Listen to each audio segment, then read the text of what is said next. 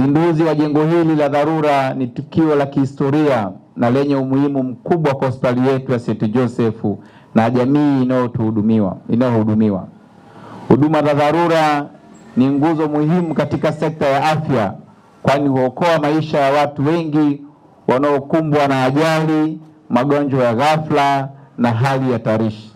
Kupitia jengo hili, hospitali hii itaongeza uwezo wa kutoa huduma za haraka, salama na zenye viwango vya juu vya kitaalamu. Ndugu zangu madaktari wa hospitali hii, naomba niongee na nyie japo kidogo. Kazi ya udaktari ni kazi ya wito. Niwaombe sana. Mimi ni mbunge wenu, mimi ni mwakilishi wenu, mmenichagua kwenda kuwakilisha. Niwaombe na nikuombe mganga mkuu pamoja na timu yako yote. Binadamu tumetofautiana kiuwezo. Wako watu wenye uwezo mkubwa na wako watu wenye uwezo mdogo.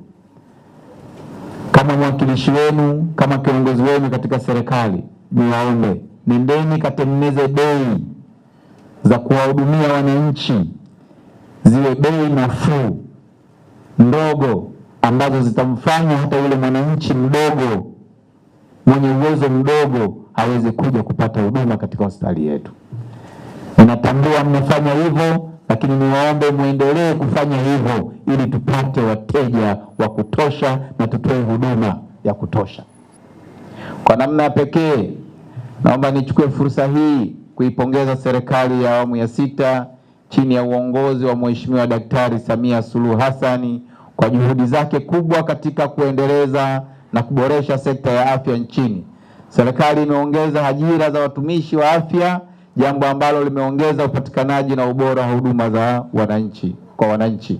Hatua hizi zimekuwa msaada mkubwa kwa hospitali yetu ya St. Joseph, kwani zimepunguza changamoto za upungufu wa watumishi na kuongeza ufanisi katika utoaji huduma, hususan katika maeneo ya nyeti kama huduma za dharura. Kutokana na ongezeko la idadi ya wagonjwa pamoja na uhitaji mkubwa wa huduma za dharura zilizo bora, salama na za haraka, uongozi wa hospitali uliona umuhimu wa kujenga jengo maalum la kuhudumia wagonjwa wa dharura. Ujenzi wa jengo hili la dharura kwa hatua ya awali ulianza rasmi mnamo tarehe 19 Novemba mwaka 2024 na kukamilika mnamo tarehe 12 Septemba mwaka 2025. Gharama za ujenzi. Mheshimiwa mgeni rasmi, hadi kukamilika jengo hili limetumia kiasi cha shilingi za Kitanzania milioni 467,524,171 na senti 50. Ujenzi na vifaa vilivyofungwa katika jengo lote ni shilingi za Kitanzania milioni 386,654,954 na senti 50. Gharama za ufundi ni shilingi za Kitanzania milioni 80,869,217 sawa na 17.2%. Jengo hili limejengwa kwa kutumia vyanzo vya ndani vya mapato.